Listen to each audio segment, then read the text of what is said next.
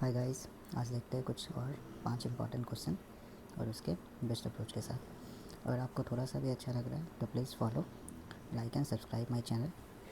तो चलिए स्टार्ट करते हैं। आज है मेरा क्वेश्चन नंबर 1, जो कि ये बोल रहा है कि 3 पर्सन है A बी एंड सी, जिन्होंने इन्वेस्ट किया बिजनेस में 55,000, 65,000 और 75,000, और ए वर्किंग पार्टनर है तो उसको 20% एक्स्ट्रा प्रॉफिट मिलेगा, जो भी वो प्रॉफिट कमाएगा, और जो रिमेनिंग प्रॉफिट है वो अपने इन्वेस्टमेंट के रेशियो में वो डिस्ट्रीब्यूट करेंगे। अगर सी को लास्ट में अगर 9,000 मिल रहा है तो बताना है कि ए को कितना मिलेगा। अगर यहाँ पे इसको बनाने का 2 तरीका है। तो अगर इसमें टोटल प्रॉफिट पूछता तो हम लोग दूसरे तरीके से भी कर सकते थे, लेकिन यहाँ पे पर्टिकुलरली ए का पूछा जा रहा है कि कितना उसको प्रॉफिट मिलेगा, तो इस कारण से हम लोग को दूसरा अप्रोच देखना पड़ेगा जो सबसे अच्छा होगा। तो अगर हम लिखना चालू करें तो अगर हम बोलते हैं ए बी और सी, तो ए और बी और सी का अगर देखें तो एक किया 55,000, एक किया 65,000 और एक किया 75,000। तो अगर रेशियो लिया जाए तो ओवरऑल आ जाएगा 55, 65 एंड 75। इसका और फर्दर रेशियो ले सकते हैं, लेकिन आंसर फिर लास्ट में वो पॉइंट में आने लगेगा, इसलिए इसको फर्दर काटने का ज़रूरत नहीं है। तो इसमें ये बोला जा रहा है कि ए को 20% एक्स्ट्रा मिलेगा प्रॉफिट का। अब इसमें टाइम का तो बात कर नहीं रहा है, तो मतलब तीनों का टाइम सेम है, तो तीनों का टाइम कट गया, तो कहीं ना कहीं यही उसके प्रॉफिट का रेशियो है। लेकिन इसमें फर्दर ये बोला जा रहा है कि इसमें जो भी 20% है वो ए को एक्स्ट्रा मिलेगा। तो जाहिर सा बात है कि बी, अगर ए 20% एक्स्ट्रा ले रहा है तो वो बी का भी लेगा। उसको एक्स्ट्रा कहाँ से मिलेगा? बी को भी अपना देना पड़ेगा और सी को भी अपना देना पड़ेगा। तो अगर हम ये देखें, अगर बी और सी दोनों 20% अपना देगा, तो बी अगर 20% अपना देगा तो बी अपना कितना दे दिया? -20%। मतलब बी अपना 65 का 20% कितना आ गया? 13। तो बी 13 देगा, जो कि 13 इसमें क्या हो जाएगा? ऐड हो जाएगा। और सी अगर अपना 20% देगा, तो मतलब सी कितना दे रहा है? अपना 15। तो इसमें 15 क्या हो जाएगा? ऐड हो जाएगा। क्योंकि 20% है तो वो बी से भी लेगा और सी से भी लेगा। तो फाइनल अगर हम ए बी और सी का रेशियो देखें तो ये कितना हो जाएगा? ये हो जाएगा 83, ठीक है। और अगर हम बात करें इसमें तो ये हो जाएगा 52 और ये हो जाएगा 60। ये उसका फाइनली रेशियो हो गया, जो कि ए और बी और सी का आफ्टर 20% एक्स्ट्रा मिलने के बाद ए को। और इसमें ये बोला जा रहा है कि सी को कितना मिला? 9,000। तो 60 का वैल्यू यहाँ पे कितना आ गया? 9,000 के बराबर। तो यहाँ पे एक का वैल्यू आ जाएगा 9,000 अपॉन 60, ठीक है, आ गया 150। तो ए को कितना मिलेगा? ए को मिलेगा 83 इंटू 150, और 83 इंटू 150 आप कैलकुलेट करेंगे तो ये आपका आ जाएगा 12540। तो ये हो गया ए का फाइनली प्रॉफिट। लेकिन अगर इसमें टोटल प्रॉफिट दिया जाता तो इसमें हम ये कर सकते थे डायरेक्टली कि ए और बी और सी का, इन केस अगर आपसे टोटल प्रॉफिट पूछता, तब हम लोग यहाँ पे क्या करते? ए और बी और सी का डायरेक्टली हम लिखते 55, 65 और 75। ये हो जाता कट के 11, 13 और 15। तो ये जो 15 है वो डायरेक्टली 9,000 के बराबर होता। तो यहाँ पे 1 का वैल्यू आ जाता 9,000 अपॉन 15, जो कि आता 600। इन तीनों को ऐड करते तो ये होता 39। तो 39 का वैल्यू होता 600 इंटू 39।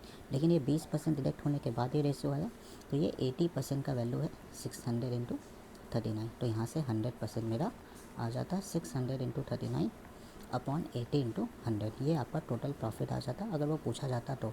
लेकिन यहाँ पे डायरेक्टली ये पूछ दिया कि एक आपका कितना होगा। तो इस केस में हमको 20% बी से भी निकालना पड़ेगा, 20% सी का भी देना पड़ेगा, और वो किसको देना पड़ेगा? ए को, ठीक है। और इससे डायरेक्टली आपका ये आ जाएगा 125,12450, ठीक है। तो अब बढ़ते हैं आगे क्वेश्चन की तरफ। आई होप ये क्लियर हो गया होगा। तो इसमें डायरेक्टली ए पूछा जा रहा है, इसलिए हमको 20% इसका माइनस करना पड़ा, और इसका 20% माइनस करना पड़ा, और इसको देना पड़ा। ये भी सिंपल सा क्वेश्चन है। इसमें बोला जा रहा है 3 नंबर पी क्यू आर, उसका एवरेज कितना दे रहा है? इसका एवरेज दे रहा है के, ठीक है। तो मुझे, हम लोग को पता है कि एवरेज क्या होता है? Total number upon number of total sum upon number of observation. तो पी और क्यू का एवरेज अगर के दे रहा है तो मतलब P plus Q plus R upon 3, इसका वैल्यू दे रहा है के। एवरेज का ही फॉर्मूला होता है। तो P plus Q plus R, यहाँ से मेरा डायरेक्टली आ गया कि वो 3 के क्या होगा? इक्वल होगा। ठीक है, ये एक इक्वेशन हो गया। अब इसमें ये बोला जा रहा है कि P एवरेज से उतना ही ज़्यादा है जितना Q एवरेज से कम है। फॉर एग्ज़ाम्पल अगर हम ये देखें कि मेरा कोई नंबर है 10, ठीक है, अगर कोई इससे 3 ज़्यादा है और कोई इससे सेम 3 कम है तो एक 7 हो गया और एक 13 हो गया। यहाँ एग्जाम्पल के लिए यहाँ पे समझा जा सकता है कि अगर ये बोला जाए कि ये एवरेज से उतना ही ज़्यादा है जितना ये एवरेज से कम है, तो इसमें हम ये बोल सकते हैं कि average minus smaller number is equal to bigger number minus average, दोनों का वैल्यू क्योंकि सेम आ रहा है। यहाँ पे भी सेम ये बोला गया P मेरा एवरेज से उतना ही ज़्यादा है जितना Q एवरेज से कम है, तो यहाँ पे ये बोला जा सकता है कि P minus average K is equal to average minus Q, क्योंकि Q के लिए एवरेज बड़ा है। तो यहाँ से P प्लस Q मेरा आ गया 2K। अब इस 2K के वैल्यू को P प्लस Q के वैल्यू को अगर हम ऊपर पुट करें तो P plus Q plus R ये होगा 3K के इक्वल, और P प्लस Q की जगह 2K प्लस R ये हो गया 3K के इक्वल। तो यहाँ से R फाइनली आ गया 3K माइनस 2K यानी K के इक्वल। तो ये मेरा ऑप्शन ए, ये सिंपल था। आई होप ये क्लियर हो गया। 3 नंबर, ये अच्छा क्वेश्चन है। इसमें ये बोला गया A प्लस B 20% ज़्यादा टाइम लेता है जितना A plus B plus C तीनों साथ में लेते हैं, और अगर काम करने पे लास्ट में B को 1050 मिलता है आउट ऑफ टोटल 2450। तो बताना है C अकेला काम कितने दिन में फिनिश करेगा। अगर B प्लस C 34 डेज़ ज़्यादा लेते हैं, जब सब साथ में काम करते हैं उनसे 34 डेज़ ज़्यादा लेते हैं। ये भी सिंपल है। यहाँ पे 2-3 कॉन्सेप्ट याद रखना है। क्या, अगर वर्क आपका सेम है तो जो टाइम का रेशियो होगा वही टाइम का रेशियो और एफिशिएंसी का रेशियो आपस में इन्वर्स होगा। दूसरा कि अगर कहीं पे वेजेस दे रहा है तो जो वेजेस का रेशियो होगा वही किसका रेशियो होता है, एफिशिएंसी का रेशियो होता है ये। और तीसरा कि वर्क डन अगर निकालना है तो वो होता है एफिशिएंसी इनटू टाइम। ये 3 कॉन्सेप्ट लगेगा यहाँ पे और ये क्वेश्चन क्या हो जाएगा, सॉल्व हो जाएगा।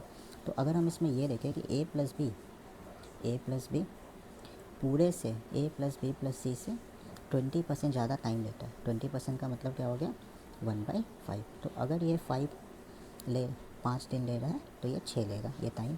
और यहाँ पे टाइम का रेशियो एफिशिएंसी का रेशियो इन्वर्स होता है, तो यहाँ पे एफिशिएंसी हो जाएगा 5/6। ये क्लियर है। ये एक आ गया ऊपर के हेल्प से। अब दूसरा ये बोला जा रहा है कि B को कितना मिला 1050, और टोटल कितना था A plus B plus C कितना था 2450। तो अगर रेशियो लिया जाए तो 21 और ये हो जाएगा 49, फिर 7 से 3 और 7 से 7। मतलब क्या कि B और A plus B plus C का एफिशिएंसी का रेशियो आ गया क्या 7 और 3, क्योंकि यहाँ पे ये भी बता चुका हूँ कि वेजेस का जो रेशियो होगा वही एफिशिएंसी का रेशियो होगा। तो पेन चेंज करते हैं। तो यहाँ पे भी A plus B plus C का एफिशिएंसी 6 है और यहाँ प्लस B प्लस C का एफिशिएंसी 7 है, लेकिन दोनों तो एफिशिएंसी का बात हो रहा है तो दोनों को सेम किया जाए। तो यहाँ पे हम इंटू करेंगे 6 का और यहाँ मल्टीप्लाई करेंगे 7 से। तो फाइनली A प्लस B का एफिशिएंसी आ गया 35, A plus B plus C का आ जाएगा 42, यहाँ पे आ जाएगा 18 और यहाँ पे भी आ जाएगा 42। ठीक है। अब यहाँ पे ये देखा गया हम इंडिविजुअल सबका एफिशिएंसी निकाल सकते हैं। कैसे, A का एफिशिएंसी, B का एफिशिएंसी और C का एफिशिएंसी। B का एफिशिएंसी 18 दे रहा है, ठीक है। A और B 35 है, ठीक है। तो यहाँ पे इसका A का आ जाएगा 35 माइनस 18, क्योंकि दोनों का 35 है, B का 18 है। तो 35 माइनस 18 17 आ गया। और C कैसे आएगा, A plus B plus C 42 है और A प्लस B है 35, तो ये माइनस करेंगे तो ये आ जाएगा 7। ये तीनों का इंडिविजुअल एफिशिएंसी का रेशियो आ चुका है, ठीक है। अब लगभग 90% काम ख़त्म हो चुका है। अब आगे देखते हैं। B प्लस C को 34 डेज़ एक्स्ट्रा लग रहा है तीनों के। तो B प्लस C का अगर हम एफिशिएंसी देखें तो B प्लस C का एफिशिएंसी, क्योंकि रिलेट कर रहा है B प्लस C को, तो B प्लस C और यहाँ पे वो कंपेयर कर रहा है तीनों से। तो B प्लस C का हो गया 25 और A plus B plus C कितना आ गया 42। तो ये तो एफिशिएंसी का है। तो अगर हम टाइम का रेशियो ले तो ये हो जाएगा 42 और ये हो जाएगा 25। तो यहाँ पे ये बोला जा रहा है कि बी प्लस सी 34 डेज़ एक्स्ट्रा ले रहा है, लेकिन यहाँ पे बी प्लस सी कितना डेज़ एक्स्ट्रा ले रहा है, 17 डेज़ एक्स्ट्रा ले रहा है। तो इसका ये मतलब है कि जो मेरा 17 है वो मेरा किसके बराबर है, 34 डेज़ के बराबर है। तो यहाँ से एक का वैल्यू आ गया 2 डेज़, इसका मतलब ए प्लस बी प्लस सी 25 इसका वैल्यू है, तो 25 का वैल्यू आ जाएगा 25 इंटू 2, मतलब कि ए प्लस बी प्लस सी कितने डेज़ ले रहे हैं काम को ख़त्म करने में, 15 डेज़ का वक्त ले रहे हैं। यहाँ तक क्लियर है। तो अब बारी आता है टोटल वर्क, क्योंकि हमको सी का निकालना है। तो टोटल वर्क क्या हो जाएगा, ए और बी का सी का एफिशिएंसी है 42 और ये 50 डेज़ ले रहे हैं, ठीक है। और हमको यहाँ पे निकालना है किसका, सी का। तो ये total work divided by efficiency of 1, जो जिसका निकालना है वर्क अपॉन एफिशिएंसी टाइम आ जाएगा। तो ये कट गया 6 बार में, तो यहाँ पे यहाँ पे डेज होगा, तो यहाँ पे फाइनली आ गया 6 5 से 300 डेज़। तो ये हो गया सी के द्वारा अकेला काम करने का दिन। ये अच्छा था। यहाँ पे 20% मोड है, तो ये आ गया 5, तो यहाँ पे ए प्लस बी को कितना लगेगा 6, और टाइम और एफिशिएंसी आपस में इन्वर्सली होता है, तो ये 5 और 6 हो जाएगा। और दूसरा हम एक रेशियो निकाले वेजेस से, वेजेस और एफिशिएंसी का रेशियो बिल्कुल इक्वल होता है, तो वेजेस का रेशियो आ गया 3:7, तो एफिशिएंसी भी हो जाएगा 3:7। तो दोनों एफिशिएंसी ए प्लस बी प्लस सी की एफिशिएंसी को हमने सेम किया, तो आ गया 42 और ए प्लस बी का आ गया 35 और बी का आ गया 18। तो इसके हेल्प से इंडिविजुअल तीनों का एफिशिएंसी आ गया। फिर हमको कंपेयर करना था बी प्लस सी और टोटल से, तो बी प्लस सी का एफिशिएंसी आया 25, 18 + 7 और ए प्लस बी प्लस सी का एफिशिएंसी 42। तो एफिशिएंसी से हम लोग टाइम को कंपेयर किए, तो इन्वर्सली होता है, तो 42 और 25। तो यहाँ पे ये 17 दिन एक्स्ट्रा ले रहा है बी प्लस सी, लेकिन अकॉर्डिंग टू क्वेश्चन वो 34 डेज एक्स्ट्रा ले रहा है। तो जो मेरा 17 है वो 34 के बराबर आ गया, इसका मतलब 1 2 के बराबर, और बी ए प्लस बी प्लस सी 25 डेज ले रहा है, तो ये ओवरऑल 2 से मल्टीप्लाई करेंगे, क्योंकि एक का वैल्यू 2 है, तो 25 का वैल्यू आ गया 50 डेज़ ले रहा है काम को ख़त्म करने में। तो टोटल वर्क क्या आएगा, टोटल वर्क आएगा efficiency into time 50 days into 42, ये आ गया टोटल वर्क। लेकिन हमको निकालना था सी का, जो सी का एफिशिएंसी है 7, तो टोटल वर्क को एक के एफिशिएंसी से डिवाइड कर दिए, तो ये कट के आ गया 300 डेज़, और ये मेरा आंसर सी। ठीक है, अब आगे बढ़ते हैं। इसमें क्या बोला गया कि 2 स्फेयर है जिसका रेडियस है 5 और 2 सेंटीमीटर, जो एक कोन में क्या है इंस्क्राइब है, और जो बड़ा स्फेयर है वो छोटे स्फेयर को भी टच कर रहा है, और साथ ही साथ वो बेस ऑफ द कोन को भी क्या कर रहा है, टच कर रहा है। तो बताना है कि what is the height of the cone. Simple सा है, अगर हम इसको डायरेक्टली 3D फिगर ना इमेजिन करके 2D फिगर इमेजिन करें, तो ये कुछ ऐसा होगा।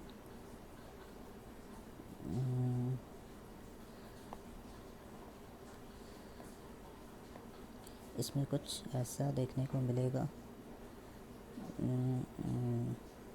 ये एक स्फेयर और ये एक स्फेयर, 2 स्फेयर है। थोड़ा सा गलत डायग्राम है, सेकंड फिर से बना देते हैं, पहले स्फेयर ही बना देते हैं। ये एक स्फेयर और इसके ऊपर एक और स्फेयर।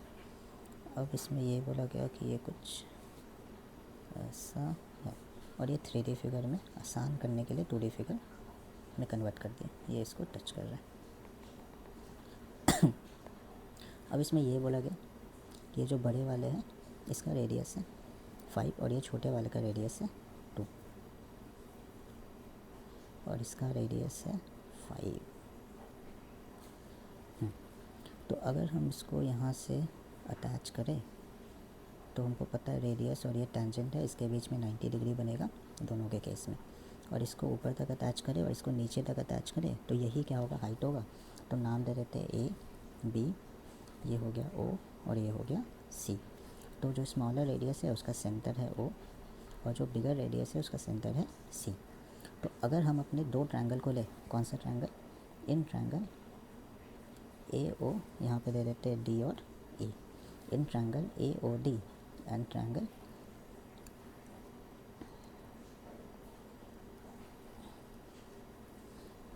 ए बी सी, ये दी का ई हो गया एफ। तो ये 2 ट्रायंगल आपस में क्या होगा, सिमिलर हो जाएगा, क्योंकि ये एंगल दोनों में कॉमन, ये एंगल दोनों में कॉमन हो जाएगा। नहीं सॉरी, ये ट्रायंगल नहीं लेना है, ऐसे कंफ्यूज हो जाएंगे। 2 ट्रायंगल लेना है, एक ट्रायंगल लेना है, इसको मार्क कर देते हैं। एक ट्रायंगल हो गया ये वाला और एक ट्रायंगल हो गया ये पूरा यहाँ तक। इसमें क्या होगा कि ये दोनों ट्रायंगल आपस में सिमिलर हो जाएगा, क्योंकि एक ये मिल जाएगा एंगल और एक 90-90 मिल जाएगा। तो ट्रायंगल आपस में क्या होगा, सिमिलर। और अगर ट्रायंगल आपस में सिमिलर हो गया, इसका ये मतलब है कि ये जो OD है, OD अपॉन C ये किसके बराबर होगा, AO अपॉन AC, जो कि किसके बराबर है, OD किसके बराबर है, 2 के बराबर क्योंकि रेडियस है, और C किसके बराबर है, 5 के बराबर। तो ओवरऑल हम ये कह सकते हैं कि AO अपॉन AC ये भी किसके बराबर होगा, 2/5। ठीक है। AC AC AC AC AC हाँ, थोड़ा माइक प्रॉब्लम हो गया था, तो वापस आते हैं। AO अपॉन AC आ गया 2/5। ठीक है, AO अपॉन AC पूरा आ गया 2/5। तो क्या अब आप अगर हम AC और AO को अगर माइनस करें तो यहाँ पे वो वैल्यू किसके बराबर आएगा, 3 के बराबर। ठीक है, लेकिन AC अपॉन AO माइनस करें तो वो होगा OC के बराबर, क्योंकि ये हो गया AO, AC upon minus AO, तो ये बचेगा OC। ठीक है, और अगर हम OC का वैल्यू देखें तो OC कुछ नहीं है, सम ऑफ रेडियस है। तो OC मेरा क्या होगा, 2 + 5, जो कि किसके बराबर होगा, 7 सेंटीमीटर के बराबर होगा OC।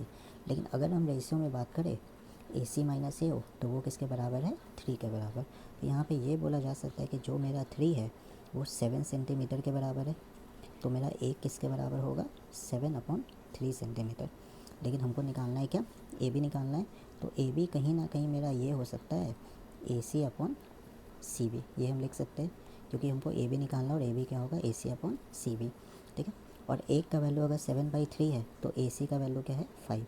तो AC मेरा क्या हो जाएगा, 5 का वैल्यू है और एक का वैल्यू 7/3, मतलब ये क्या हो जाएगा, 35/3। तो मेरा AC का वैल्यू एग्जैक्ट आ गया 35/3, और CB कुछ नहीं, ये बड़े वाले सर्किल का रेडियस है जिसका वैल्यू क्या है, 5।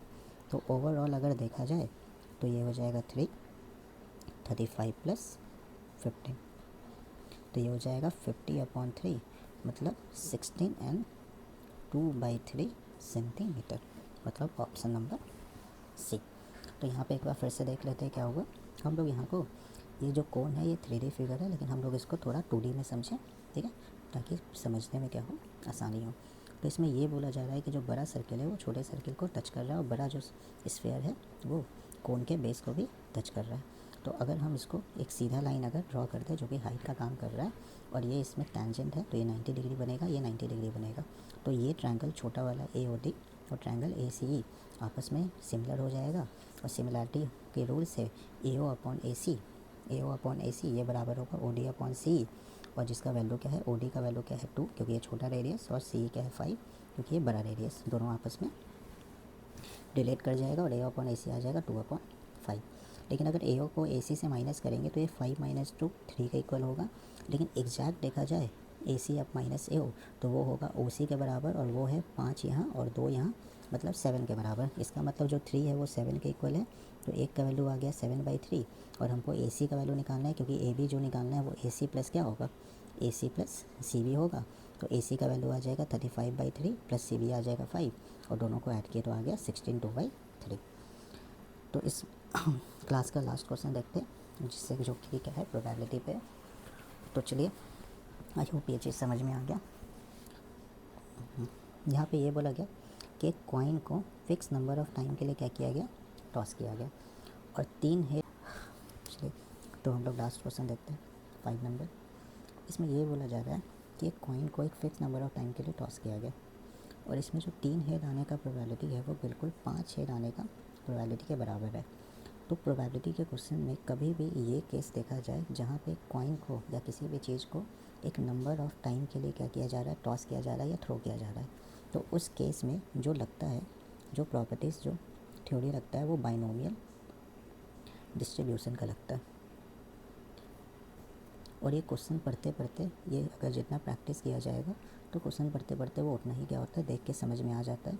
इसमें सिंपल ये देखना है कि किसी चीज़ को एक नंबर ऑफ टाइम के लिए क्या किया जा रहा है, अगर टॉस किया जा रहा है कॉइन को या डाइस वगैरह को थ्रो किया जा रहा है, तो उस केस में बाइनोमियल डिस्ट्रीब्यूशन लगता है। ठीक है, अब ये बाइनोमियल डिस्ट्रीब्यूशन क्या होता है, तो जो भी प्रोबेबिलिटी है जो आपको निकालना है उसका फॉर्मूला क्या होगा, NCR, ठीक है, P to the power R और Q to the power N minus R, जहाँ पे N का मतलब क्या होता है, N is equal to number of times जिस चीज़ को कितने बार थ्रो किया या टॉस किया जा रहा है, मतलब यहाँ पे फिक्स नंबर ऑफ टाइम है, इसी को क्या बोला जाएगा, N। P का वैल्यू क्या होता है, P का मतलब क्या होता है कि पॉसिबिलिटी उस चीज़ के होने का, मतलब कि उसके आने का क्या प्रोबेबिलिटी है, ये होने का, अकरेंस का। और Q होता है कि उस चीज़ के ना होने का क्या पॉसिबिलिटी है, प्रोबेबिलिटी है, नॉट अकर, उस चीज़ का ना होने का। और R मतलब कि आपको जो निकाला जाए, मतलब 2 हेड है, 2 हेड लाना है तो R का वैल्यू 2, अगर 3 हेड लाना है तो R का वैल्यू 3। ये होता है प्रोबेबिलिटी का, अगर आपसे नंबर ऑफ़ टाइम के लिए किसी भी चीज़ को टॉस वगैरह किया जाए। तो यहाँ पे ये बोला जा रहा है, सबसे पहले मेरा काम क्या होगा कि हमको n पता होना चाहिए कि आखिर ये n नंबर ऑफ़ टाइम्स कितने बार कॉइन को टॉस किया गया। तो इस n को निकालने के लिए मेरा जो अलग से डेटा दिया है कि 3 head is equal to 5 head का प्रोबेबिलिटी दोनों में इक्वल होगा। इसका मतलब कि जो प्रोबेबिलिटी 3 हेड का होगा वही प्रोबेबिलिटी क्या होगा, 5 हेड का होगा। तो इस केस में जब भी NCR बराबर NCQ आ गया, तो इस केस में जो n का वैल्यू होता है वो हमेशा होता है 5 + 3, मतलब n यहाँ से कितना आ गया, 8। इसका ये मतलब हुआ कि 8 कॉइन को 8 बार टॉस किया गया और 5 हेड आने का प्रोबेबिलिटी 3 हेड आने के प्रोबेबिलिटी के बराबर है। इसका मतलब 5 + 3, मतलब total number of coin toss किया गया, कितने बार टॉस किया गया, 8 बार। ये क्लियर है। अब मेरा n आ गया, अब मेरा काम ख़त्म। अब इसमें ये बोला जा रहा है कि निकालना है आपको प्रोबेबिलिटी किस चीज़ का, 2 हेड आने का, कि 2 हेड आने का क्या प्रोबेबिलिटी होगा। तो अगर हम 2 हेड्स का प्रोबेबिलिटी बोले तो यहाँ पे हम क्या लगाएंगे, बाइनोमियल डिस्ट्रीब्यूशन। क्यों, क्योंकि यहाँ पे एक फ़िक्स नंबर ऑफ़ टाइम के लिए कॉइन को टॉस किया गया। तो 2 हेड आने का मतलब 8C2 इंटू हेड आने का प्रोबेबिलिटी क्या होगा, क्योंकि कॉइन टॉस हो रहा है तो हेड का प्रोबेबिलिटी 1/2 और टेल्स का भी प्रोबेबिलिटी क्या होगा, 1/2, total upon favourable. Head tails total आ गया 2 और हेड का 1, तो होने का 1/2। लेकिन यहाँ पे जो होने का है वहाँ पे मेरे को ये क्या लिखना है, R का वैल्यू, और R क्या होगा जो हमको निकालना है। इस केस में R हो गया 2 हेड, तो R के जगह क्या होगा 2, और ना होने का भी यहाँ पे 1/2 है, तो यहाँ पे क्या हो जाएगा n माइनस R 8 - 2। यहाँ पे दिक्कत कब होता है, क्योंकि ये दोनों टाइम सेम आ गया, तो यहाँ पे आंसर में दिक्कत नहीं करेगा, आगे पीछे भी अगर गलती से ले लेते हैं तो। लेकिन कहीं पे ऐसा हो जहाँ पे ये दोनों सेम नहीं आएगा, तो उस केस में गलत होने का चांसेस होता है। तो यहाँ पे कोई दिक्कत नहीं होगा। 8C NCR को निकालने का फॉर्मूला क्या होता है, n factorial upon R factorial और n minus R factorial. P में बस एक चीज़ हट जाता है, तो यहाँ पे होगा 8 factorial 8 - 2 6 factorial into 2 factorial into 1/4 और 1/2 टू द पावर 6। n मतलब अब NCR और NPR में फ़र्क क्या होता है कि P में हम लोग क्या करते हैं, अरेंज करते हैं, ठीक है, और NC मतलब क्या होता है, हम उसमें से सेलेक्ट कर रहे हैं, बस ये फ़र्क होता है। और भी मेन फ़र्क होता है, लेकिन P जहाँ लगाना है जब आप किसी चीज़ को अरेंज कर रहे हैं, और C वहाँ लगाना है जब आप क्या कर रहे हैं, सेलेक्ट कर रहे हैं। तो यहाँ पे 8 फैक्टोरियल को हम लिख सकते हैं 8 इंटू 7 इंटू 6 फैक्टोरियल, और ये तो 6 फैक्टोरियल हो गया, और ये 2 इंटू 1, 6 फैक्टोरियल कट गया, ये कट गया 4 टाइम्स, और 1/4 इंटू 1/2 टू द पावर 6, 4 और 4 भी कट गया, तो यहाँ से डायरेक्टली आ गया 7 into 1/2 to the power 6 into 1, 7/64, मतलब इसका भी ऑप्शन क्या हो गया, C। तो यहाँ पे क्या देखा गया कि जब भी अगर आप कॉइन को नंबर ऑफ़ टाइम्स के लिए टॉस करते हैं तो उस केस में हमारा क्या लगता है, कुछ भी निकालना है तो उसका तरीका क्या होता है, बाइनोमियल डिस्ट्रीब्यूशन, जिसका फॉर्मूला होता है NCR P to the power R into Q to the power n minus R, जहाँ पे P का मतलब होता है उसके होने का चांसेस और Q का मतलब होता है उसके ना होने का चांसेस। तो यहाँ पे भी कुछ ऐसा ही देखने को मिला, लेकिन यहाँ पे मेरे को सबसे पहले n का वैल्यू निकालना था, क्योंकि n बिना n के ये सब आप सॉल्व नहीं कर सकते। और कभी भी 3 हेड बराबर 5 हेड होगा तो हमेशा n डायरेक्टली क्या लिखना है, दोनों का सम, ठीक है, जो कि इस केस में क्या आया, 8 आया। तो होप आपको ये पाँचों क्वेश्चन समझ में आया। तो कल मिलते हैं कुछ और अच्छे 5 क्वेश्चन के साथ।